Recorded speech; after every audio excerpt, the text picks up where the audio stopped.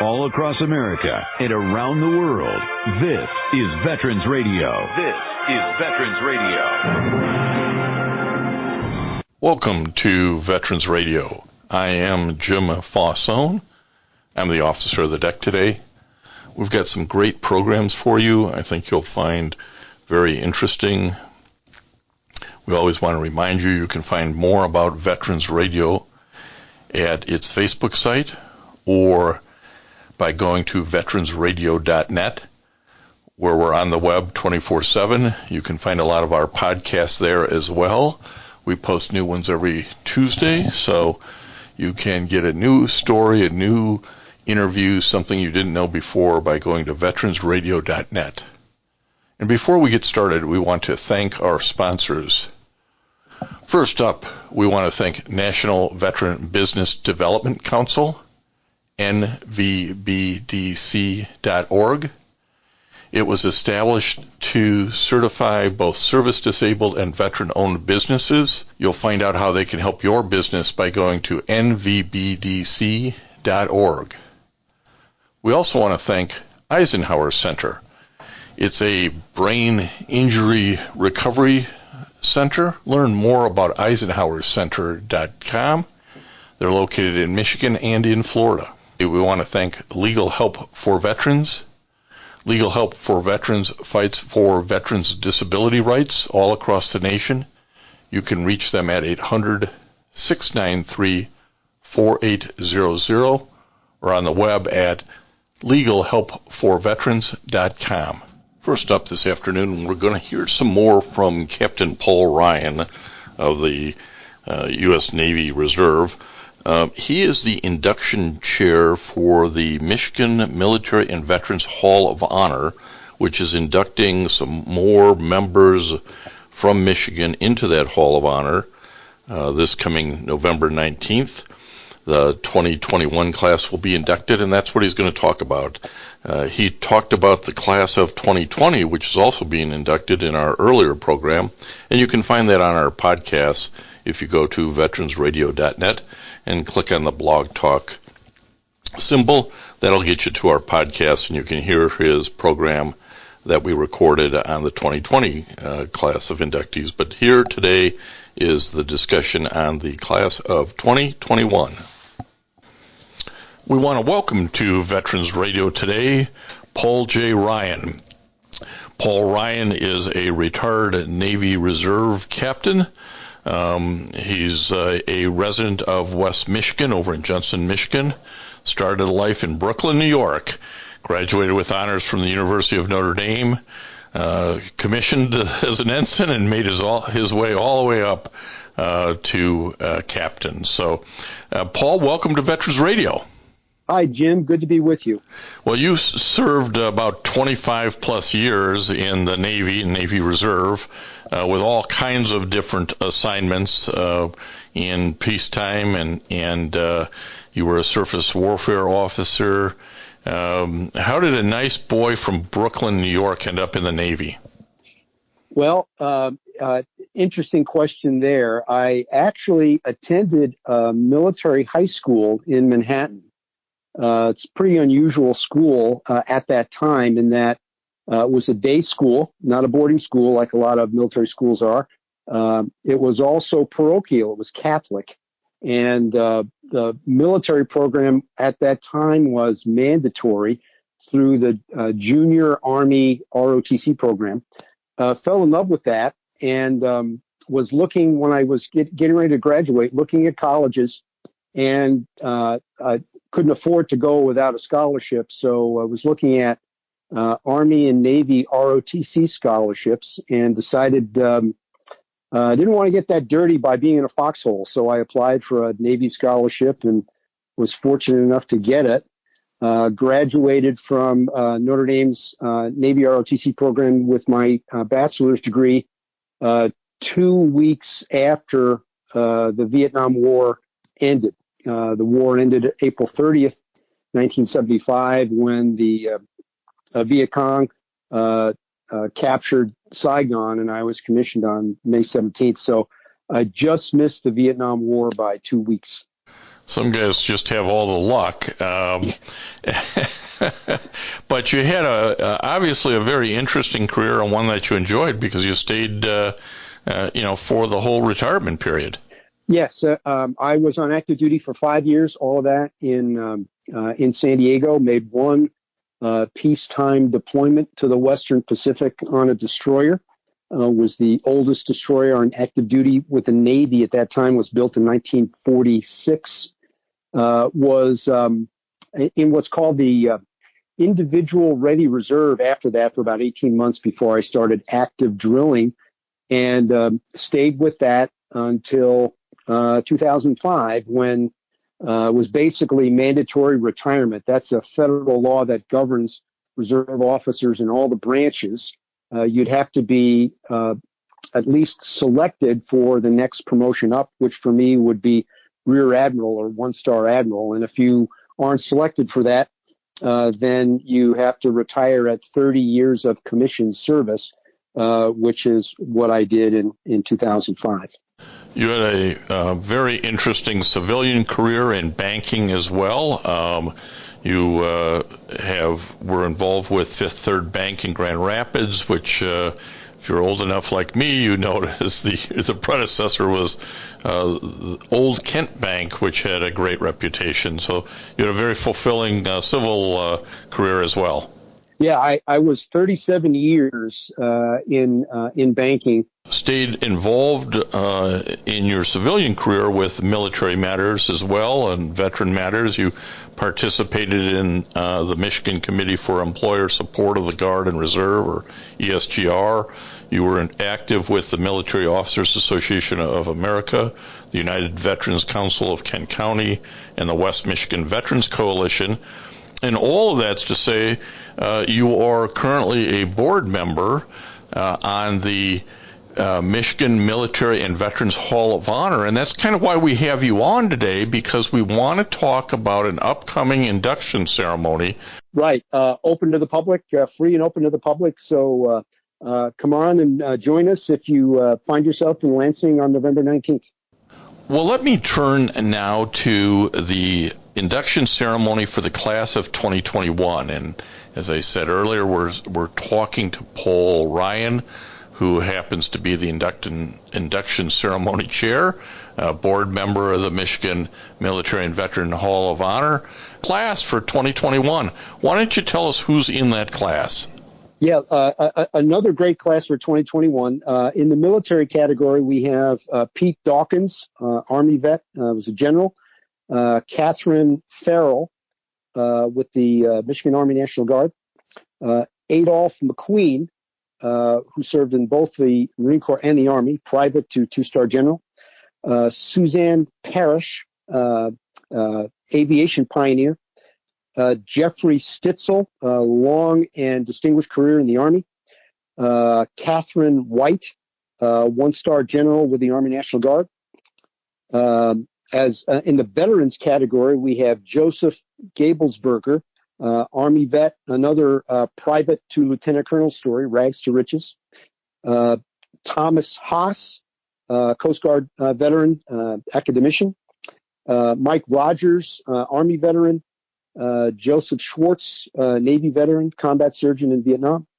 And Sid Taylor, a Marine veteran and entrepreneur. Again, a great mix of people, different branches, different experiences, different eras. We're going to ask you to drill down on a few of these in a moment.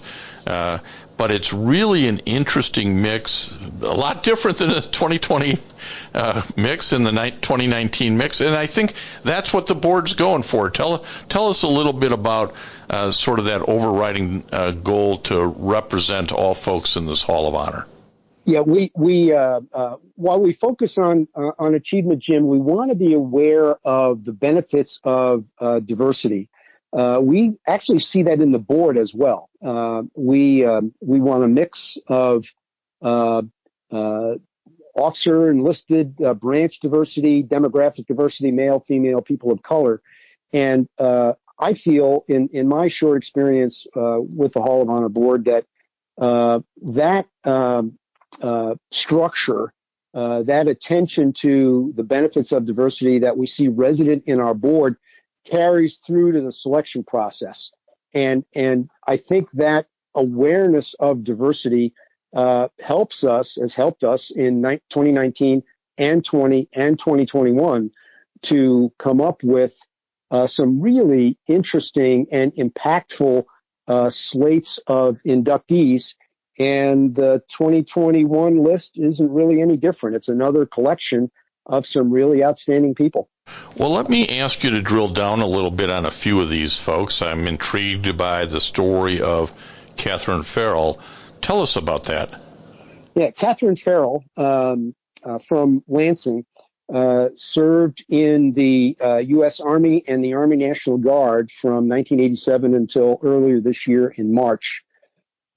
She started out right at the bottom as a private and attained the rank of Command Sergeant Major, which is the highest level of responsibility that any enlisted person in the military in any branch can have. Catherine has had numerous assignments with military police units, public affairs units, and headquarters staff organizations. She's had multiple overseas deployments. Going back to 2001, she deployed in support of the stabilization force in Bosnia and Herzegovina. A few years later, in 2004, she deployed in support of the multinational force and observers mission. Your listeners may not know what that is, but the multinational force and observers mission is actually in the Sinai Peninsula, and it supervises the implementation of the security provisions of the peace treaty between Egypt and Israel. And this is a mission, this multinational force and observers is a mission that our own Michigan National Guard has supported for really decades, almost since the peace treaty was written 30-some years ago. Very, very interesting experience there.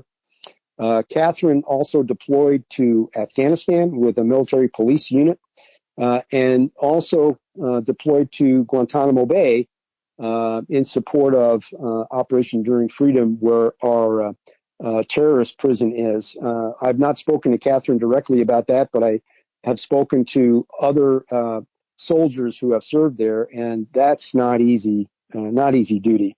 Well, she has a long list of military awards, which we're not going to have time to go through, but including the Bronze Star, which is quite something, and various overseas assignment ribbons. But she was the first woman on a couple of fronts. You mentioned she was the first woman to become a state command sergeant major, but she was also, I found this interesting, the first woman to attend the urbanized sniper school.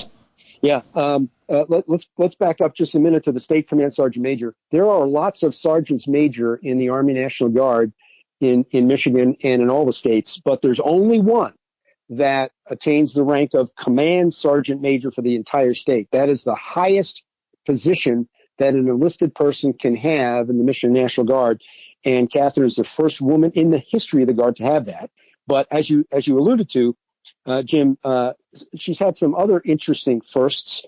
The first woman to attend what's called the Urbanized Sniper School, and was its honor graduate. That's a combat training that hasn't really been open to women for very long, and she was a barrier breaker there. And not only did she get in, she was at the top of the class. She was also the first woman to serve at Fort Bliss, Texas, on what's known as the Special Reaction Team, or SRT. This is like a SWAT team, specialized military police units that are trained to respond to any crisis situations that may occur in Army installations. These SRTs were established in Army posts in reaction to the Fort Hood shootings in 2009. You may remember that a lot of civilian police had to get called into that. Well, the Army realized that time is of the essence in a crisis situation like that, so they built their own SWAT teams, and Catherine was the first woman on Fort Bliss's SWAT team, which I think is incredible. Well, again, these people deserve to be in the Hall of Honor because they're an inspiration. They will be an inspiration to young women and others as they look at this and say, well, if she did it, maybe I can do it too. Let's go on to another one of those kind of, I'll use the term guys, who, when you hear his story, you just are amazed, and that's Jeffrey Stitzel. Tell us about his U.S. Army experiences. Yeah. Jeff Stitzel had a long and distinguished military career, Jim. Was born in Royal Oak in 1969, lives in Waterford now. He served in the active Army his whole career, 1987 through 2018. Another guy who rags to riches, started out as a buck private and attained the rank of command sergeant major. And he had command sergeant major assignments in a number of different units. Multiple combat deployments Jeff completed, one in Afghanistan, two in Iraq. He also completed an overseas deployment to what's called Operation United Assistance. This is a United States Africa Command mission begun in 2014 in response to the Ebola crisis in West Africa. This Africa Command provides direct support to the U.S. Embassy in Liberia and the U.S. Agency for International Development's efforts to provide, the confidence and support needed for the international community and the affected countries by Ebola to respond to the crisis and battle the virus. And one of Jeff's command sergeant major assignments, highest enlisted rank in that command, was there. Jeff holds a Bachelor of Science degree in criminal justice from the Missouri-based Park University and a Master of Science degree in public administration from Central Michigan. And, we talked earlier about Catherine Farrell's long list of awards. My gosh, I mean, this guy has almost everything. Distinguished Service Medal, which is the highest Army non-combat medal that's given. A number of others that are not quite that high, but still Legion of Merit, Defense Superior Service Medal, 3 Bronze Stars, 13 Army Commendation Medals. The Navy has an equivalent to that, and I never heard of anybody that had anywhere near that many. 13 Army Commendation Medals, including one for valor that he received for bravery during his deployment in Iraq in 2005. Jeff risked his own life several times to provide his soldiers, protect his soldiers and extract casualties to safety, also resupplying his company while under fire. Jim, I was never in combat, and I just don't know if I could do that kind of stuff. But I'm sure that when I get to speak with Jeff Stitzel at the ceremony, he'll tell me, well, I was just doing my job. It came instinctive. That's what they all say, just doing my job. I'd also point out, because I think this tells you how his peers viewed him, he received the Department of Army Non-Commissioned Officer of the Year recognition in 2002. And he the very first awardee for that recognition. That's right. It tells you a lot about how his peers viewed him. And so, again, to both Catherine and Jeff, sort of living legends who are being inducted into the Hall of Honor, who will be providing great inspiration to those who attend and those who follow their story on the Michigan Military and Veterans Hall of Honor website, which is militaryvethallofhonor.org. We're talking to Paul Ryan, one of the board members and the chair of this year's induction ceremony. Paul, I'm kind of interested in, I always like to see my Coast Guard friends get some recognition, so I'm kind of interested in the story of Tom Haas from the Coast Guard who's being inducted, and we did have a Coast Guard member inducted in the original class of 2019, so tell us about Tom Haas. Yeah, we are serious on the board of the Hall of Honor about diversity across the branches, and inducting Tom Haas points that out. Tom Haas is being inducted in the veteran category for 2021. Long career in the Coast Guard, but also for his post-Coast Guard achievements in the field of academia. Tom graduated from the Coast Guard Academy with honors in 1973. Later on, he earned a master's degree in chemistry and environmental health sciences at U of M. He was in the Coast Guard for 23 years and became a recognized expert in hazardous material transportation. After a number of assignments around the Coast Guard, Tom eventually returned to the Coast Guard Academy to teach chemistry while earning an additional master's degree in human resources and yet another degree, a doctorate in chemistry. In 1989, his chemistry and hazmat cleanup expertise was crucial to the Coast Guard's response to the Exxon Valdez oil spill in Alaska. Tom retired from active service in 1996 from the Coast Guard, but remained at the Academy as its chief academic officer. But then in 2003, he moved to the State University of New York at Cobleskill as its president. Then in 2006, Tom became president of Grand Valley State University here in Grand Rapids.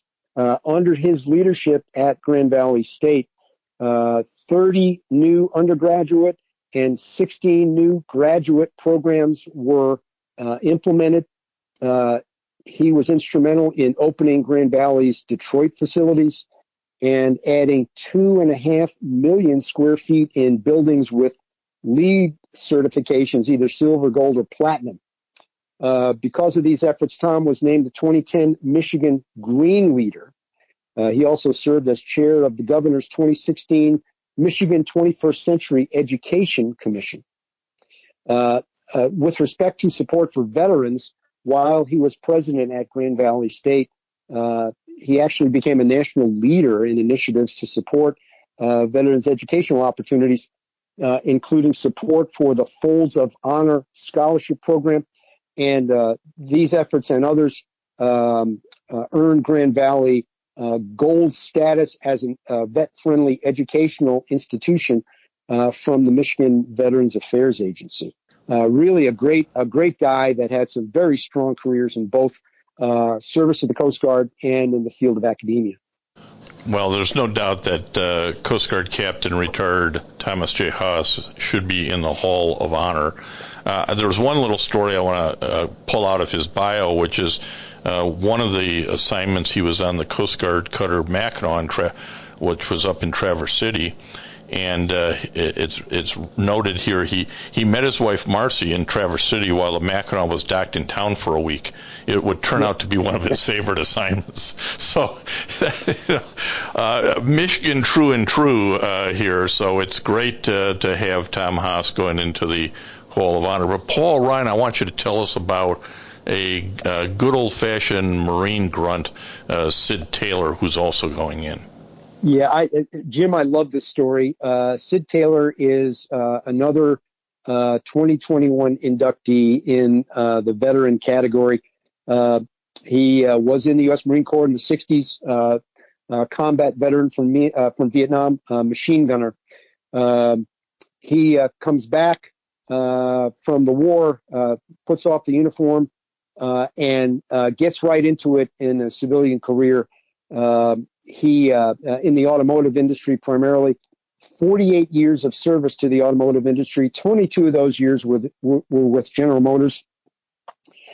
He formed his own company, SET Enterprises, in 2008, was ranked as the 8th largest African-American owned company in the United States at that time. He's got, he led the Real Life 101 Scholarship Fund for 17 years. Real Life 101 Scholarship Fund provides scholarships to at-risk college-bound students. He's got he received his business degree from the University of Detroit. He has an honorary doctorate of humane letters from Madonna University. taught statistical techniques and applications for manufacturing processes at Oakland University and St. Clair College in Canada while he was at General Motors. His accolades and community board positions are almost too numerous to mention. And Sid is one of these veterans who never lost sight of that service. He learned so much in service. He applied those lessons he learned in service and then made sure he gave back.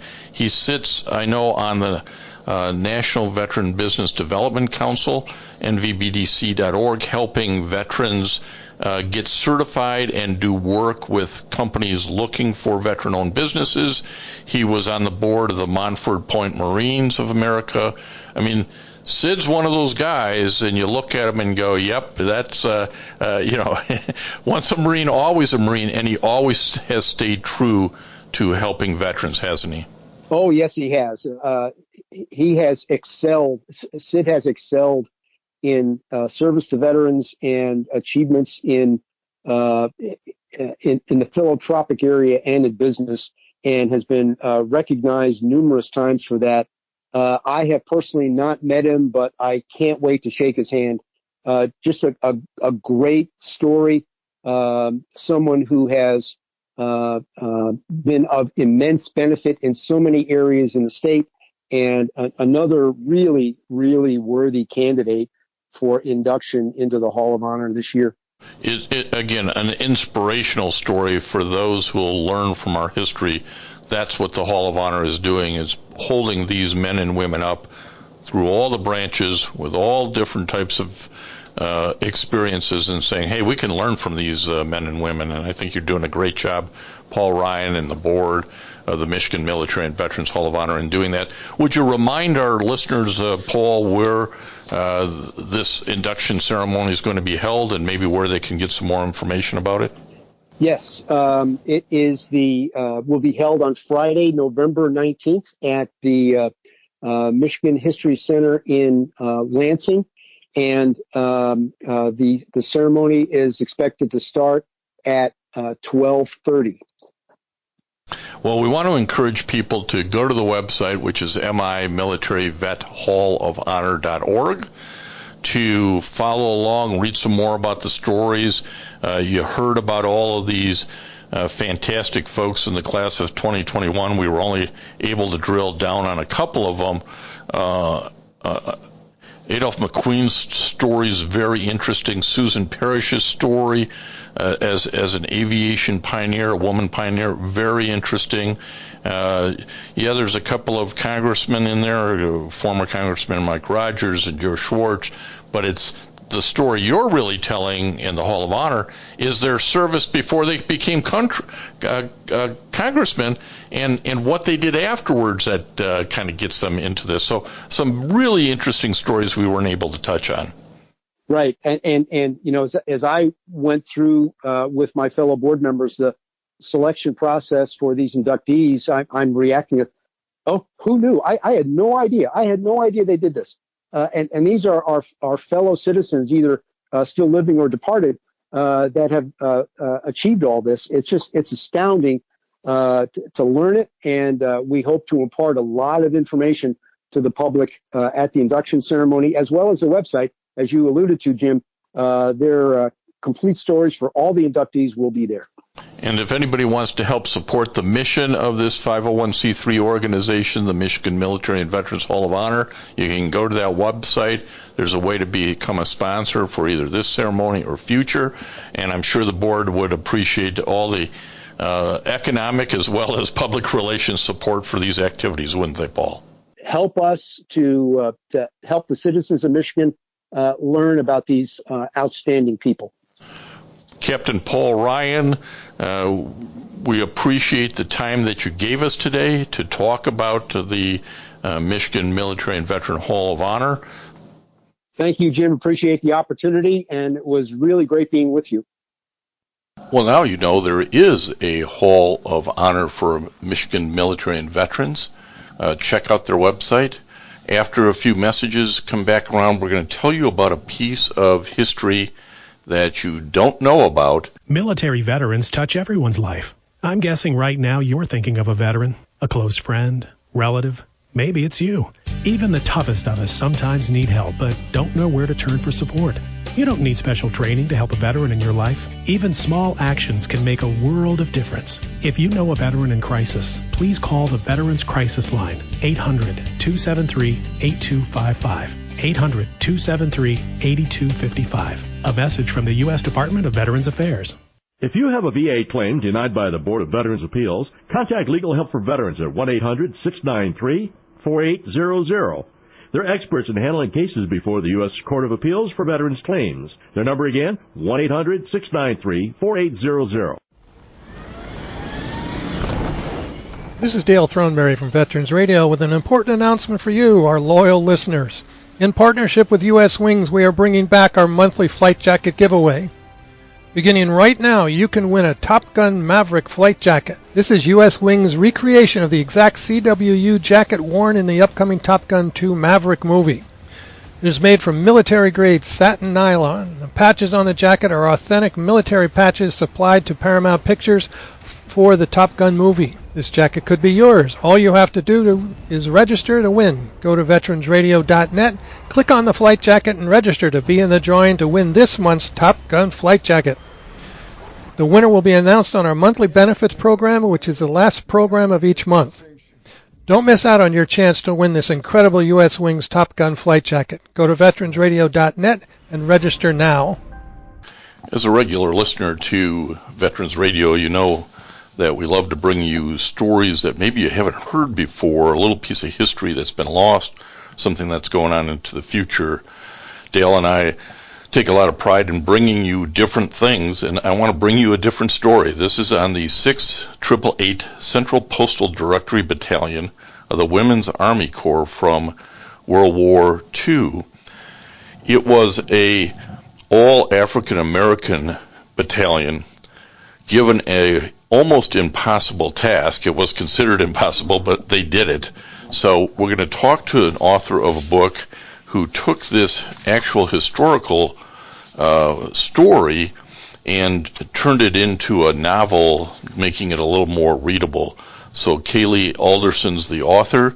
She's going to talk to you about this historical women's fiction that she wrote, talking in particular about this unique effort of the African American women who were the first in World War II.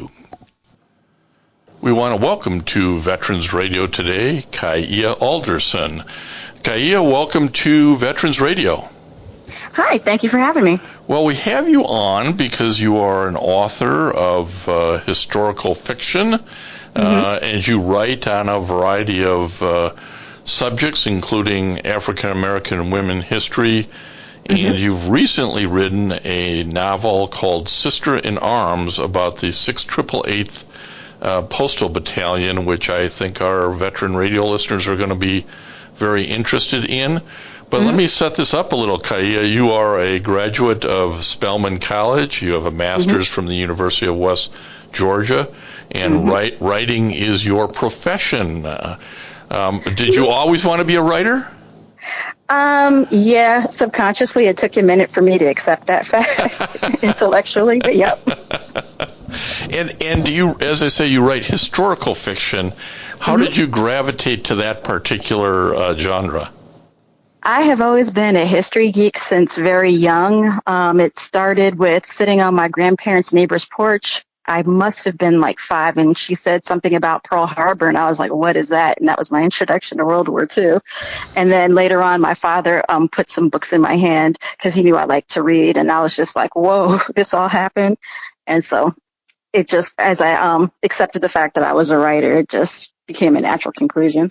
So you had to admit to being both a history geek and a writing geek to get these two to cross. Well, that's great. Yes. Well, having recently read Sisters in Arms, I found it really an interesting novel, and it's just chock full of historical things I didn't know about, which is why we're having the conversation.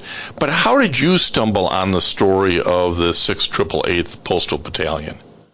About 8 or 9 years ago, I saw a picture of them when they were marching in a parade in Rouen, France, in honor of Joan of Arc. And at that time, I knew there had been a women's Army Corps during the war, and intellectually, I knew, yes, black women served, but it was the first time I actually saw it. And so from the picture, I could tell it was World War II era, that they were somewhere in Europe. And so I basically Googled it and, got a crash course in the 688 and immediately knew I had to write a flip on the Soldier Boys Last Night in Town story. So I made the Soldier Girls Last Night in Town story. Well, it's a really, fun read. It's reads really smooth, but interspersed in it is a lot of historical facts about both the service of these African American women, the discrimination that they faced, the hurdles anybody would face going into the military. But let's start back all the way up with how unusual this was in the early 1940s at the dawn of World War II. The establishment of the Women's Army Corps, or WWII, and a little bit about how it became populated, and that there was a drive to bring African American women into the Corps. Tell us a little bit about that. Sure. And she pops up in the book. It's all because of Mary McLeod Bethune, who basically her claim to fame is she is the founder of Bethune-Cookman University down in Florida, and she did that on her own back in the 1920s, I think it was. And then from there, she basically became an advisor to about 3 different presidents, including FDR, and she was the head of the Negro Division for the National Youth Project as part of the New Deal. So she, when she heard that there was going to be a Women's Army Corps, she understood that it was an opportunity for jobs training coming out of the Great Depression. It was a way to make a living, and it was also a way to get the benefits after the fact as veterans for educational opportunities. So basically, she was there in the room with the advisors from the start, and because of the basic racial discrimination or segregation policies of the time, they agreed that Black women should be a part of the Corps. And as it was in the regular Army, it reflected a percentage of the Black population in the country, which was 10%. So 10% of that very first officers training class was set aside for Black women, which was 40. And we find in the novel Sisters in Arms not only Dr. Mary McLeod Bethune, who we've just talked about, but her relationship with President Roosevelt and First Lady Eleanor Roosevelt as sort of really important. There are important pivot points in the development here that tie back to historical facts, I assume? Yes. Let's see where she popped up. She had a hand in recruiting those 40 women. If she didn't handpick them herself, then it was usually somebody that she knew very well who identified women who were of the quote-unquote caliber they were looking for to join the Corps as officers. Because even having a women's Army Corps back then, you could say, was unusual and controversial, and there's a lot of concerns about we don't want our girls out there shooting people or having guns. And we only want, the most reputable and most moral women. So it was very, they had to make sure they got it right. So you do see Mary McLeod Bethune pop in very early, identifying one of my characters as one of those women that she wanted to stay in the Corps. Later on, when they first arrived at training camp in Fort Des Moines, they were immediately segregated into their own unit. What happened as a result of that is you had a lot of women from all over the country mingling. So you had white women from the South, Black women from the South, from the North, East, and West. And so it was like this experiment almost of this is the first time you have to eat in the same building with Black women and white women. So a lot of these women, their families were very influential, were of high status. And they got on the phone and they called Mary McLeod Bethune and anyone else they could think of to say, hey, this isn't right. And within a couple of days, Mary McLeod Bethune, as well as Colonel Happy, who was the head of the WWII, came and they got it all smoothed out.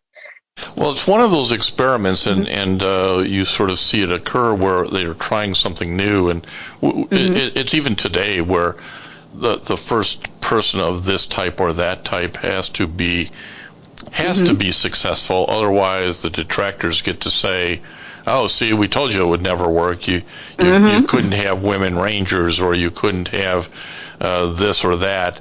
And so the success of these women officers, the first 40 or so African American officers in the WWII, was so critical to this experiment.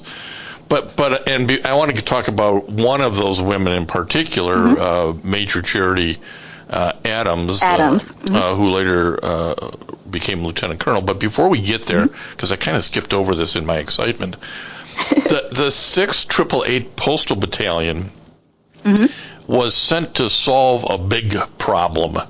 Sure.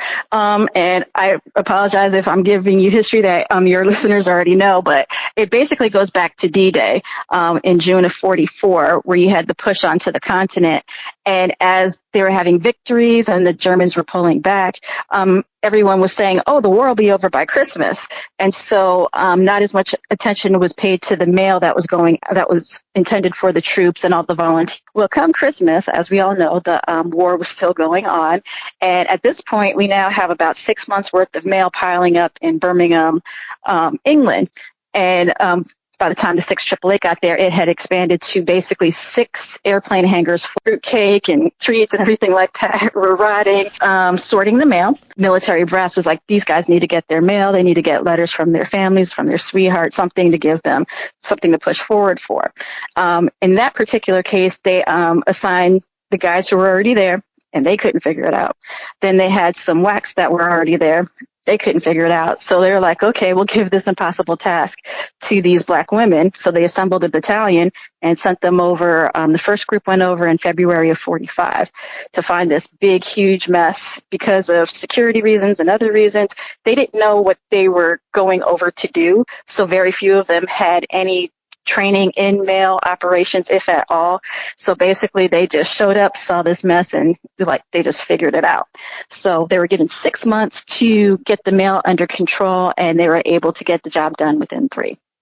And this is if you stop and think about it, or see any of the pictures which you can find on the internet of this, this is just piles of bags, of mail. There's no computers. No. There's no electronic sorting here.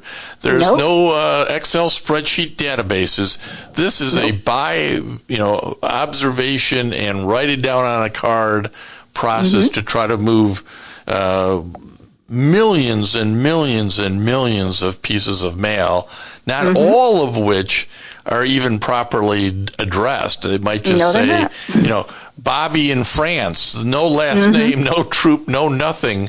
I mean, it was an incredible task to get rid of this backlog in 3 months. How did they accomplish it? Again, as I talk about, there's no computers here. No computers. Basically, think index cards. For every person that was over in Europe, every soldier, every Red Cross volunteer, everybody who was in headquarters had an index card with their name, their serial number, their address back home. And from there, on those cards, they would have to track troop movements, because obviously they were always on the move. They would have to track if somebody was listed as deceased and they had to send it back. There was a special group for that.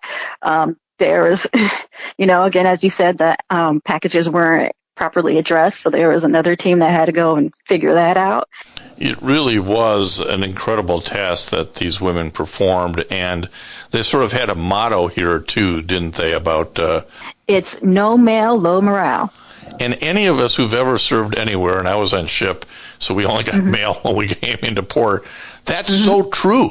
As you were researching this book, one of your folks that you talk about is Major Charity Adams. And talk to us about that character, but talk to us in terms of the research that you did to understand how these women were thinking and how they acted through this period of time.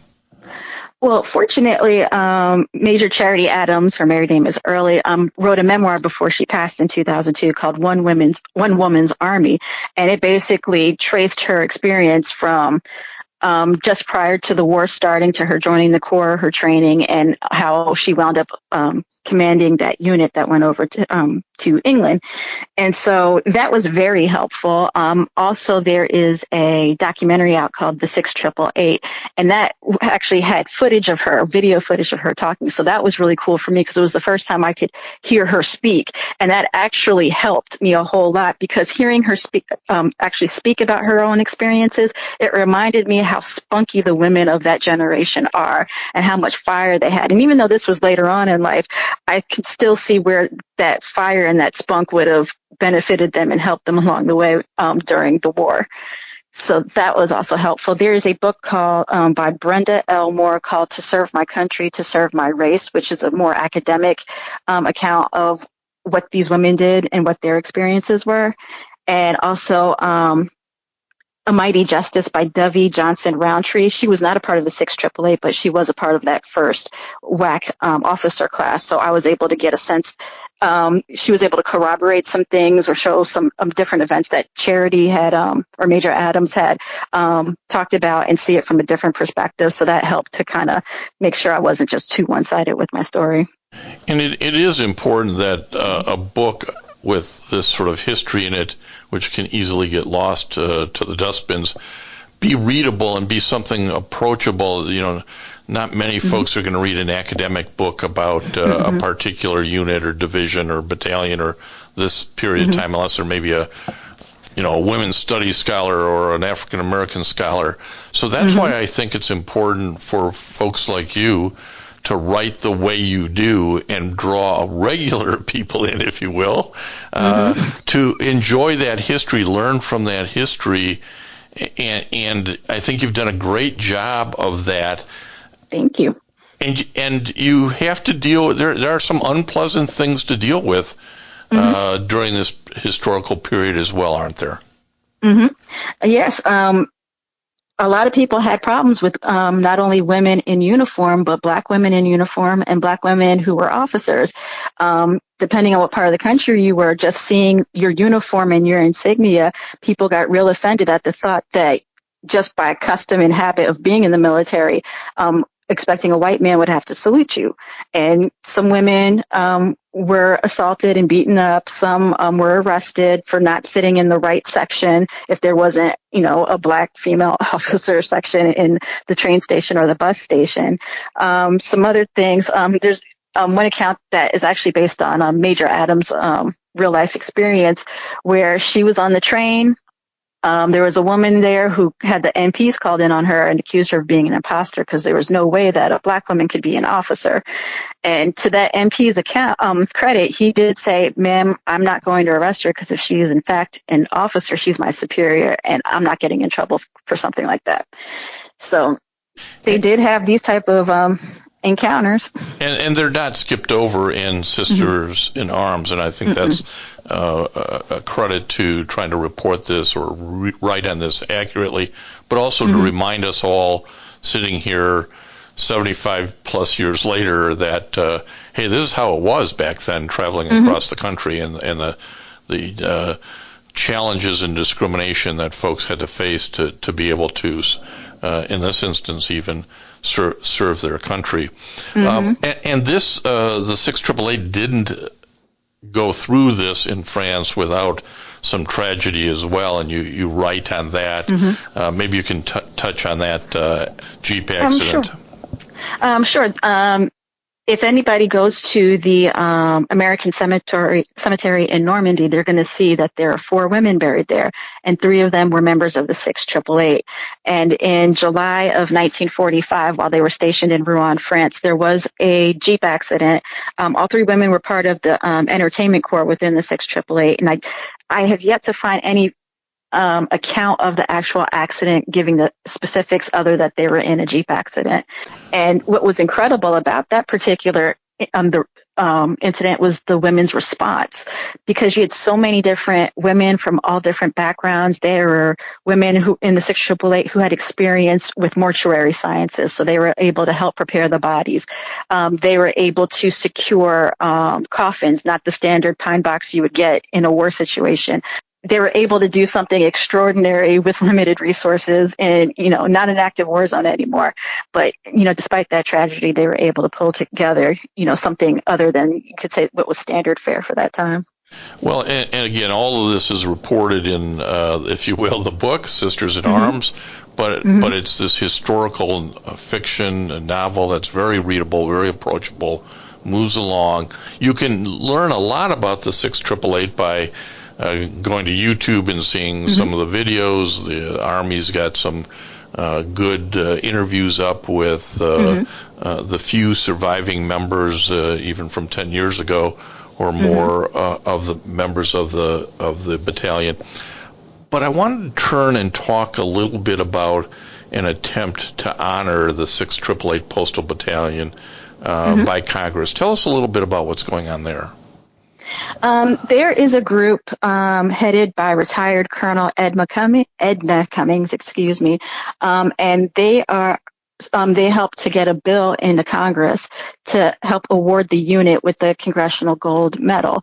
It has already passed the Senate, and right now it's still sitting in the House. And I think the last time I looked, they were short about 120 sponsors.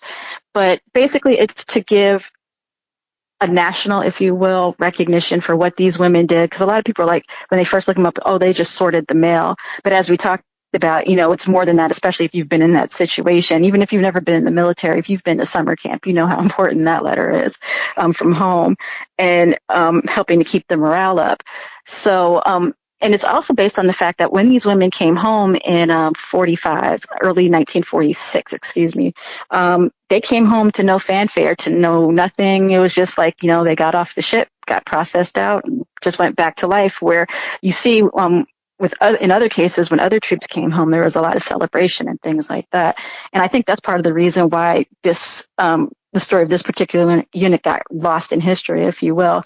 So it's definitely important to give them the recognition. They did play a heavy effort in the war effort, but at this point, out of the 855 women who served in the unit, there's only a handful left. I think we might be down to 5 surviving veterans, because I know we lost about 2 or 3 this past spring. Well, and the Congressional Gold Medal has been used by Congress before to recognize groups of servicemen and women who have kind of gotten the short end of the recognition stick. Certainly the Japanese Americans who fought in World War II, Chinese Americans who fought in World War II, Native Americans. So there's a sort of a history of Congress going, you know what, we should do more to recognize these folks. And although usually when this happens, there were not many of them still surviving, but it's really, in my view, it's really important for the community from which they come to have that recognition. Before we get to the end here, Kaia, one of the things I guess I'd want to hear from you is, so do you have another historical fiction book brewing, and is service or the military something that you'll continue to write on, having now enjoyed the success with Sisters in Arms?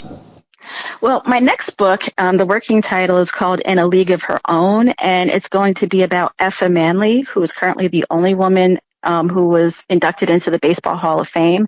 In the 30s and 40s, she was co-owner of the Newark Eagles, and her role in that was as what we would consider a general manager today. It isn't obviously focused on the military, but there will be a piece because in that period right before integration, around 45, 46, you do have a lot of her players coming back from the service. Leon Day, who was one of the pitchers for her team, he was actually in Normandy. I don't think he was there on D-Day, but I think he was part of the unit that was collecting bodies and burying them and things like that. So it will pop up a little bit in that book, but I do have a couple other story ideas that touch on the military, like World War I, the Spanish-American War. So it won't be my last time talking about the military. Well, good, because you've done a really good job here, and we'd like to see you do it some more. And we appreciate the time that you've given us today on Veterans Radio to talk about Sisters in Arms. And where can folks find the book if they want to pick it up and read it? You can find that book pretty much anywhere you see books to be sold. You'll see it on Amazon, Target, your local independent bookstore. If they don't have it in the shelf, they can definitely order it. You can even get it at Hudson Books in the airport, which was kind of exciting. So you just do a Google search and you'll be able to get it. Well, it's a William and Morrow imprint of HarperCollins Publishers. They've done a great job with it. I really enjoyed it. At the very end of it, you have a nice little section on behind the book talking about all the sort of things that you've read and where some of the history came from and some of the other folks that are in it, as well as identifying some of those books that were great source materials for you. So from my viewpoint, that was, when I got to the end, that was an added little bonus, so I appreciated that as well. No problem. Yeah, there was a lot of good ones. Well, thanks again for taking time to talk to Veterans Radio today. Okay, thank you for having me on. You have a great day. As I mentioned at the outset, that was going to be a story that you'd not heard before.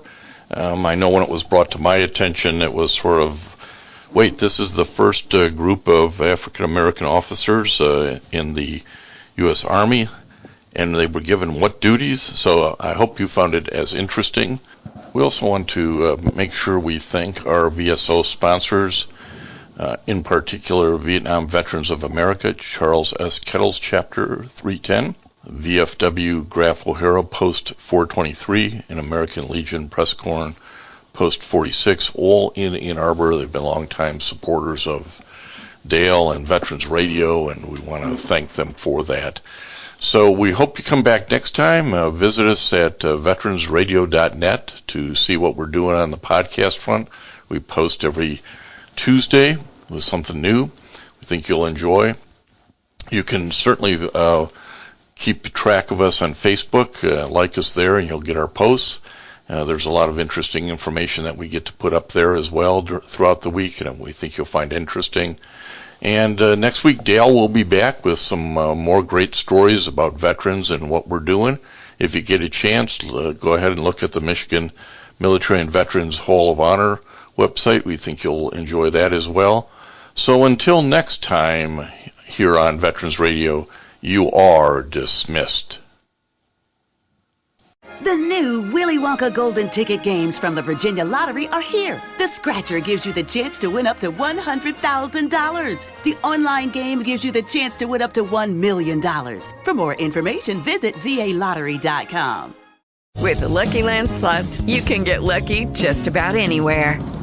This is your captain speaking. We've got clear runway and the weather's fine, but we're just going to circle up here a while and get lucky. No, nothing like that. It's just these cash prizes add up quick. So I suggest you sit back, keep your tray table upright, and start getting lucky.